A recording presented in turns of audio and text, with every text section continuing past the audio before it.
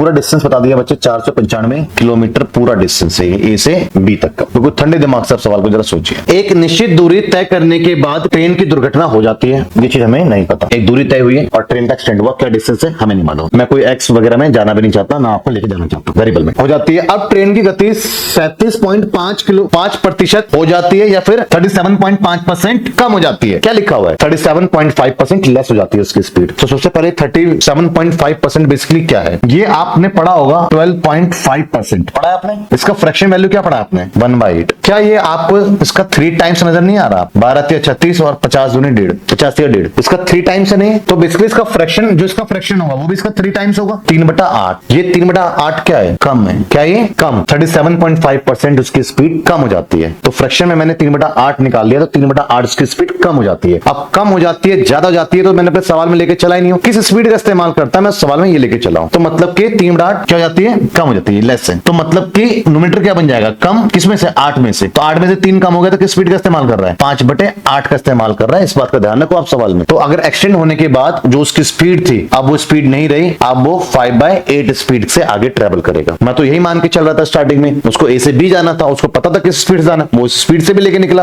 उसको मालूम था 495 किलोमीटर की दूरी तय करनी है, और उसको मालूम था किस समय पहुंचना है, सब कुछ ठीक था। लेकिन कुछ दूरी के बाद जाकर के एक एक्सीडेंट होता है, एक्सीडेंट से गाड़ी थोड़ी स्लो पड़ जाती है, और फिर किस रफ्तार से गाड़ी आगे ट्रेवल करती है? 5/8। अपनी जो उसकी स्पीड थी उसका 5/8 स्पीड का इस्तेमाल करने लग गई। तो इसका मतलब यहाँ पे साफ आपका हो जाता है कि आप गाड़ी लेट पहुंचेगी जब स्लो पड़ी है तो। और लेट पहुंची तो कितने लेट पहुंची है? अब ट्रेन अपने गंतव्य पर 90 मिनट देरी से पहुंचता है, जाहिर सी बात है, जो समय था पहुंचने का उससे 90 मिनट लेट हो गया। अब आगे क्या था? अगर दुर्घटना 45 किलोमीटर आगे होता, अगर एक्सीडेंट यहां ना होकर के इससे कितना आगे होता? 45 किलोमीटर आगे होता, तो जो गाड़ी स्लो पहले पड़ गई वो स्लो 45 किलोमीटर बाद जाकर के पड़ते, तो कुछ समय बच जाता लेट होने में। तब उतनी देरी नहीं होती, अब थोड़ा सा वो थोड़ा लेट तो होता बट पहले से कम होता। तो कितने लेट हुआ? 72 मिनट लेट हुआ। अगर वो यहां होता ना एक्सीडेंट आगे यहाँ पे, तो कितने देर लेट पहुंचता वो? 72 मिनट। तो बेसिकली डिफरेंस कितना आ गया? 18 मिनट समय बच रहा है। अगर 45 किलोमीटर आगे जाकर एक्सीडेंट होता, 18 किलोमीटर किस वजह से बच रहा है आपका? ये 45 किलोमीटर अगर आगे जाकर के एक्सीडेंट होता। तो मैं ये कहता हूं कि ये डिस्टेंस, अगर ये डिस्टेंस पिंक वाला जो कि नॉर्मल स्पीड से ट्रेवल होता और ना होकर के अगर 5/8 स्पीड से ट्रेवल हो जाए, 5/8 स्पीड से ट्रेवल हो जाए, तो आपको मालूम है कि फिर उसका जो समय है उसमें कितने फर्क आ जाएगा? 18 मिनट का आ जाएगा। तो अगर वो नॉर्मल स्पीड से ही ट्रेवल करता तो कितना समय लगता इस डिस्टेंस को? तो 18 मिनट। Difference 3 × 5, 3 × 6 = 18, 6 × 5 = 30 minute. क्या है इसका मतलब? अगर वो अपने नॉर्मल स्पीड का इस्तेमाल करता तो 30 मिनट का समय लगता। तो टाइम कितना आ गया? 30 मिनट को अगर आप आवर में ट्रांसफर कर देंगे, 1/2 घंटे लग जाते उसको इस डिस्टेंस को ट्रेवल करने में। किससे? नॉर्मल स्पीड से। किस डिस्टेंस को? 45 किलोमीटर को। तो बेसिकली उसकी स्पीड क्या है? वो 45 किलोमीटर को 1/2 घंटे में ट्रेवल कर सकता था। उसकी स्पीड कितनी होगी? 90 किलोमीटर प्रति घंटा। क्लियर है बच्चे?